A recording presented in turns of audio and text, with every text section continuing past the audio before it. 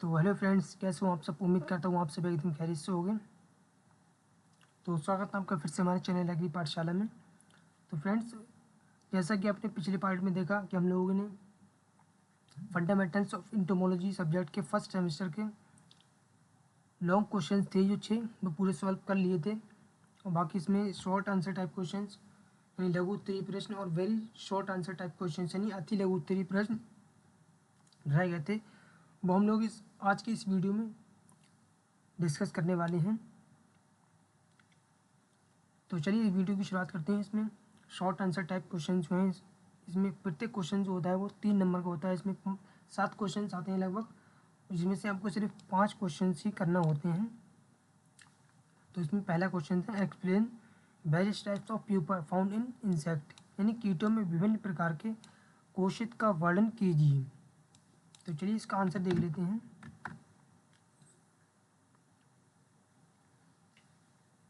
यहाँ पर मैंने इस पीडीएफ में आपको सारे आंसर लिख रखे हैं पहले से ही। तो ये इसका आंसर कीटों में प्यूपा यानी एक ऐसा चढ़ा है जो लार्वा और वयस्क कीट यानी एडल्ट इंसेक्ट के बीच आता है। इस चरण में कीट आराम की अवस्था में रहता है और अपने शरीर को पूरी तरह से बदलता है। इसे कायांतरण यानी मेटामॉर्फोसिस कहते हैं। प्यूपा मुख्य रूप से 3 प्रकार के होते हैं। सबसे पहला है इसमें ऑब्टेक्ट प्यूपा।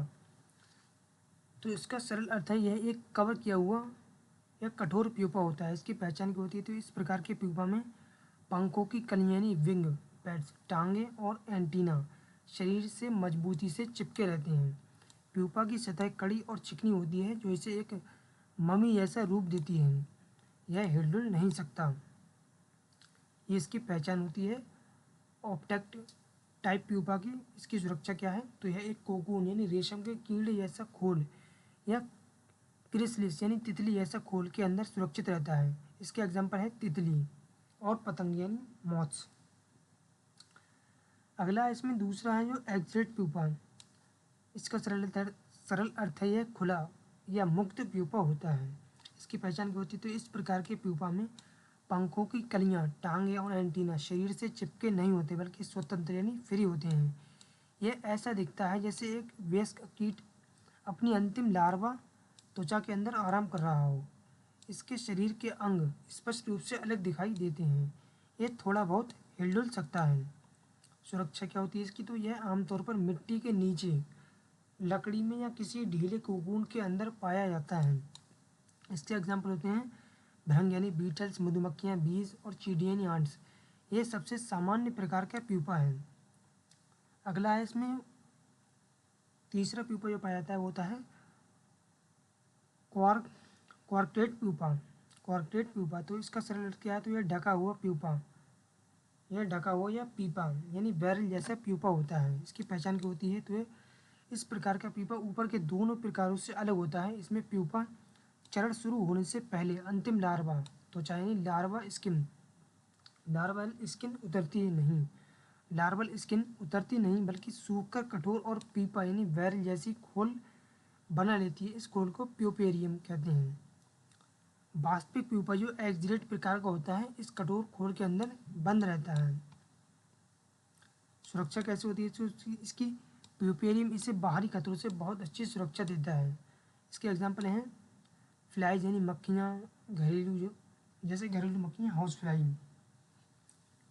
और यहाँ पर इसको एक टेबल के फॉर्म में दिया गया है इनकी, यानी ये ऑब्जेक्ट प्यूपा है और ये एक्सलेट प्यूपा और ये कॉर्पोरेट प्यूपा। यहाँ पर इसकी विशेषताएं दी गई हैं। तो इसमें सबसे पहले है ऑब्जेक्ट प्यूपा। अंगों की स्थिति क्या क्या होती है? तो ऑब्जेक्ट प्यूपा में जो अंगों की स्थिति होती है वो शरीर से चिपके रहते हैं जैसे मम्मी। और एक्सलेट प्यूपा में जो अंगों की स्थिति होती है शरीर से मुक्त यानी स्वतंत्र होती है। और क्वार्टेट प्यूपा में प्यूपेरियम नामक खोल के अंदर बंद रहता है।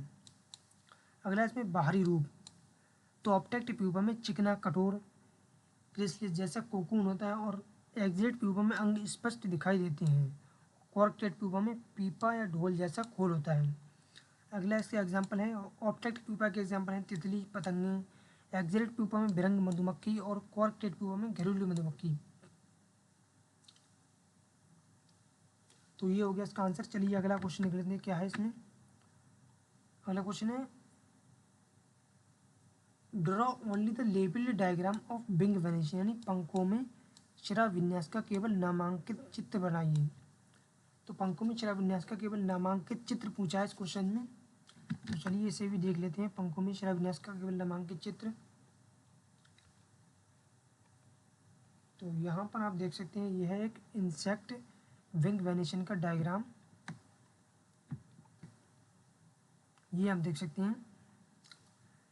इसे आप केवल बना सकते हैं और इसके सारे नाम लिख सकते हैं, तो इससे आपको एग्जाम में पूरे नंबर मिलेंगे। ये आप खुद से पढ़ लेना कि कौन सा चीज़ कहाँ पर पाई जाती है। विंग बेस यहाँ पर होता है, सब कॉस्टा यहाँ पर, स्टेम ऑफ रेडियस, रेडियस यानी एससी, टॉप नोइन, ये सारी चीज़ें कहाँ कहाँ होती हैं आप लोग पढ़ सकते हैं और इस तरह से आप विंग वेनेशन बना सकते हैं इंसेक्ट का। तो चलिए हम लोग अगला क्वेश्चन लिख लेते हैं। अगला क्वेश्चन क्या है इसमें?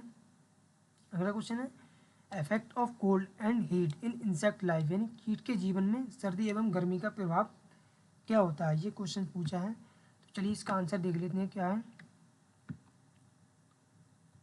कीट के जीवन में सर्दी एवं गर्मी का प्रभाव, कीट के जीवन में सर्दी एवं गर्मी का क्या प्रभाव होता है, चलिए देख लेते हैं। कीटों के जीवन पर सर्दी और गर्मी दोनों का बहुत गहरा प्रभाव पड़ता है।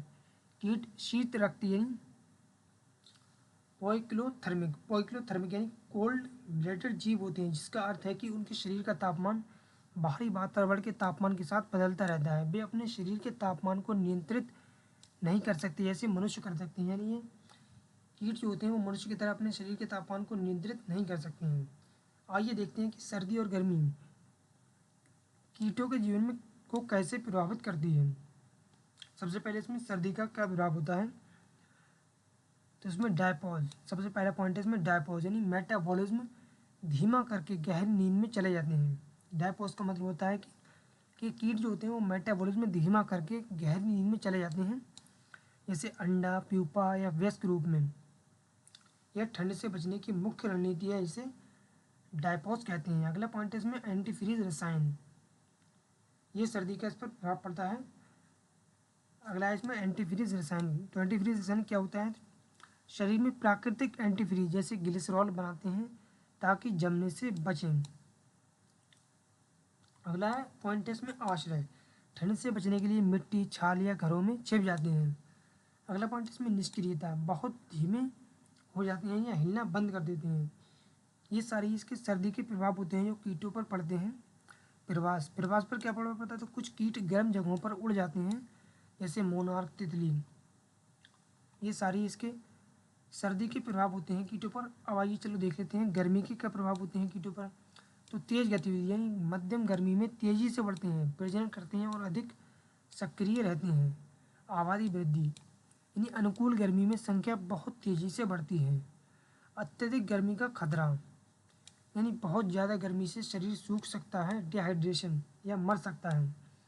एस्टिवेशन यानी समर डायपॉज, अत्यधिक गर्मी और सूखे से बचने के लिए गर्मी की नींद में चले जाते हैं। ये सारे इसके गर्मी के प्रभाव थे कीटों के ऊपर। गर्मी में क्या प्रभाव पड़ते हैं ये आपने पढ़े।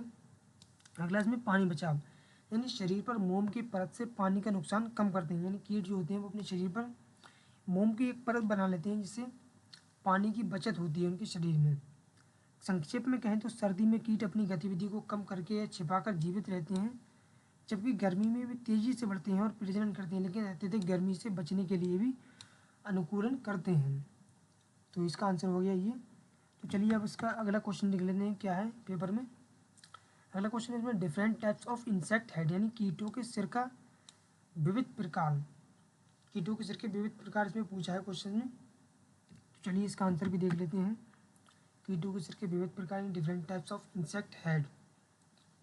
तो कीटों के सिर का आकार और संरचना उनके जीवन शैली और भोजन की आदतों के अनुसार बहुत भिन्न होती है। सिर पर मुखांग यानी माउथ पार्ट्स और संवेदी अंग यानी सेंसरी ऑर्गन्स लगे होते हैं, इसलिए सिर का प्रकार अक्सर यह बताता है कि कीट कैसे भोजन करता है और अपने आसपास की दुनिया को कैसे महसूस करता है। ये मैंने आपको बहुत ही ईजी लैंग्वेज में लिखे हैं जो आपके लिए एग्जाम में लिखने के लिए काफ़ी ज़्यादा हेल्पफुल साबित होंगे।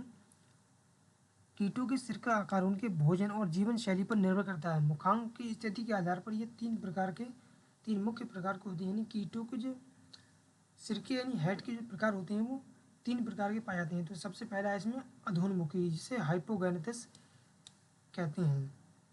तो अधोन्मुखी में किस तरह के सिर पाए जाते हैं कीटों में? तो इस दशा में मुखांग नीचे की ओर होते हैं तथा सिर की मध्य रेखा शरीर के मध्य रेखा के साथ 90 डिग्री का कोण यानी समकोण बनाती है। यानी इस तरह का ये कोण बनाती है 90 डिग्री का। इसका एग्जाम्पल क्या है? टिड्डी, कॉकरोच, जमीन या सीधे पौधे से खाने वाले। अगला इसमें टाइप्स ऑफ हेड है जो है प्रोगैनेथस हेड, यानी अग्रोणमुखी कहते हैं इसे। इस दिशा में मुखांग आगे की ओर होते हैं तथा सिर की मध्य रेखा शरीर की मध्य रेखा के समांतर होती है। यानी प्रोगैनेथस यानी अग्रोणमुखी हेड में सिर की जो मध्य रेखा होती है वो शरीर की मध्य रेखा के समांतर होती है और मुखांग इसमें आगे की ओर होती हैं। इसके एग्जाम्पल कौन कौन से हैं? तो इसमें ग्राउंड बीटल, कुछ चींटियाँ, शिकार करने वाले या सुरंग बनाने वाले कीट। अगला है इसमें पश्चोन्मुखी यानी ओपिस्थोगैनेथस हेड। तो इसमें मुखांग जो है वो पीछे यानी पेट की ओर झुके होते हैं। ये यहाँ पर इसका थोड़ा गड़बड़ हो गई, नीचे की ओर होते हैं। इस दिशा में जो मुखांग होते हैं वो पीछे यानी पेट की ओर झुके होते हैं तथा सिर की मध्य रेखा शरीर की मध्य रेखा के साथ 60 डिग्री का कोण यानी न्यून कोण बनाती है। यानी इस प्रकार के मुखांग में जो पाए जाते हैं वो इस प्रकार पाए जाते हैं कि पीछे की ओर मुड़ रहते हैं, नीचे की ओर मुड़े रहते हैं। उसमें न्यून कोण बनता है 60 डिग्री का। इसके एग्जाम्पल में होते हैं वक्ष, एफिड्स, रस चूसने वाले, जहाँ चोंच को पीछे मोड़ लिया जाता है। ये प्रकार कीटों को उनके खाने के तरीके और वातावरण के अनुसार ढलने में मदद करते हैं। तो ये क्वेश्चन भी पूरा हो गया। तो चलिए अगला क्वेश्चन देख लेते हैं क्या है इसमें। अगला क्वेश्चन है describe the typical insect leg, यानी एक प्रारूपिक कीट के पैर का वर्णन कीजिए। सॉरी, यहाँ पर इसका अगला क्वेश्चन ये नहीं, अगला इसका क्वेश्चन ये वाला है, कीटों में उत्सर्जन तंत्र का वर्णन कीजिए, यानी describe the explain the excretory system in insect, यानी कीटों में उत्सर्जन तंत्र का वर्णन कीजिए। तो चलिए इसका भी आंसर हम लोग देख लेते हैं। कीटों में उत्सर्जन तंत्र का वर्णन, explain the excretory system in insect. तो कीटों का उत्सर्जन तंत्र यानी एक्सक्रीटरी सिस्टम उनके शरीर से अपशिष्ट पदार्थ यानी वेस्ट प्रोडक्ट को बाहर निकालने और जल संतुलन यानी वाटर बैलेंस बनाए रखने के लिए जिम्मेदार होता है। यह मनुष्यों के गुर्दे यानी किडनीज की तरह काम करता है, लेकिन इसका तंत्र अलग होता है। कीटों में मुख्य उत्सर्जी अंग यानी मैलपीगी नलिकाएं यानी मैलपीजियन ट्यूबुल्स होती हैं। मुख्य उत्सर्जी अंग कौन कौन से होते हैं? तो इसमें होता है मैलपीगी नलिकाएं। ये पतली नलिकाएं होती हैं जो पाचन नली के बीच यानी मिडगट और आखिर यानी हैंडगट में जुड़ी होती हैं। इसका काम क्या होता है? ये कीट के रक्त यानी हीमोलिम्फ से नाइट्रोजन युक्त अपशिष्ट जैसे यूरिक एसिड, पानी और अन्य बेकार चीज़ों को सोख लेती हैं। यह सोखा हुआ तरल फिर आंत के पिछले हिस्से में जाता है। अगला इसमें पश्च, अंत्र और मलाशय यानी हाइंडगट और रेक्टम। तो यहाँ से पानी और ज़रूरी आयन वापस शरीर में सोख ली जाती हैं, जिससे कीट पानी बचा पाते हैं। आखिर में गाढ़ा यूरिक एसिड, कम पानी वाला अपशिष्ट मल के साथ शरीर से बाहर निकल जाता है। जिसकी मुख्य बातें हैं क्या क्या है? वो कीट यूरिक एसिड उत्सर्जित करते हैं, जिसे निकालने में बहुत कम पानी लगता है। यह प्रणाली कीटों को सूखे वातावरण में जीवित रहने में मदद करती है। संक्षेप में अगर कहें तो मालपीगी नलिकाएं बेकार चीज़ों को फिल्टर करती हैं और आंतें पानी को वापस सोख लेती हैं, जिससे कीट पानी बचाते हुए यूरिक एसिड को बाहर निकालती हैं। तो चलिए अब अगला क्वेश्चन देख लेते हैं क्या है। अगला क्वेश्चन है describe the typically insect leg, यानी एक प्रारूपिक कीट के पैर का वर्णन कीजिए। तो चलिए इसका भी आंसर देख लेते हैं। एक प्रारूपिक कीट के पैर का वर्णन।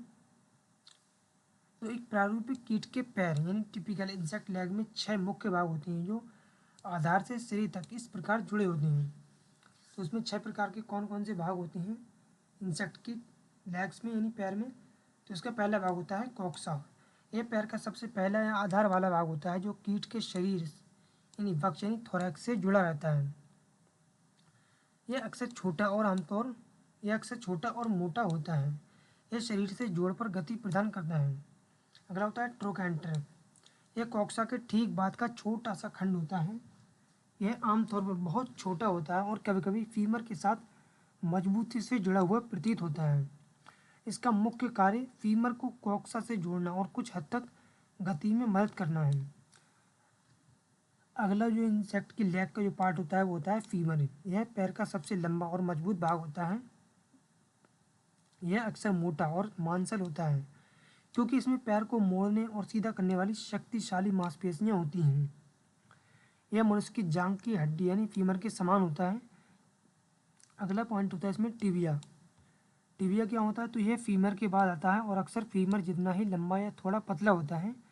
यह निचले पैर का मुख्य हिस्सा होता है। कुछ कीटों में टिबिया पर कांटे यानी स्पाइंस या प्रेरणाएं यानी स्पर्श हो सकती हैं जो पकड़ने, खोदने या अन्य कार्यों में मदद करती हैं। अगला होता है इसमें नंबर 5 टार्सस। यह पैर का पैर वाला भाग होता है और अक्सर कई छोटे छोटे उपखंडों यानी सब सेगमेंट्स में बटा होता है जिन्हें टार्सोमियर्स कहते हैं। इनकी संख्या प्रजातियों के अनुसार भिन्न भिन्न हो सकती है। आमतौर पर 1 से 5 होती है इनकी संख्या टार्सस की। यह अक्सर लचीला होता है और सतहों पर अच्छी पकड़ बनाने में मदद करता है। अगला इसमें होता है नंबर 6 और लास्ट भाग होता है वो होता है प्री टार्सस। ये टार्सस के सबसे अंतिम सिरे पर स्थित होता है। इसमें आमतौर पर एक जोड़ी पंजे यानी क्लॉज होते हैं जो कीट को सतहों पर चढ़ने और पकड़ बनाने में मदद करते हैं।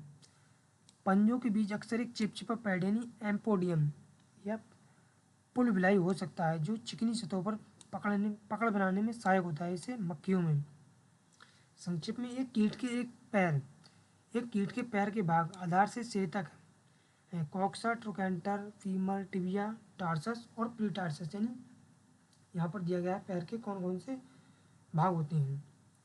ये एक प्रारूपिक पैर का वर्णन है। यहाँ पर विभिन्न कीट प्रजातियों में उनकी जीवन शैली के अनुकूल इन भागों का आकार अनुपात और विशिष्ट संरचनाओं जैसे कांटे पैड में बहुत भिन्नता पाई जाती है। यहाँ पर इसका एक डायग्राम दिया गया है। ये आप देख सकते हैं, ये होता है कॉक्सा,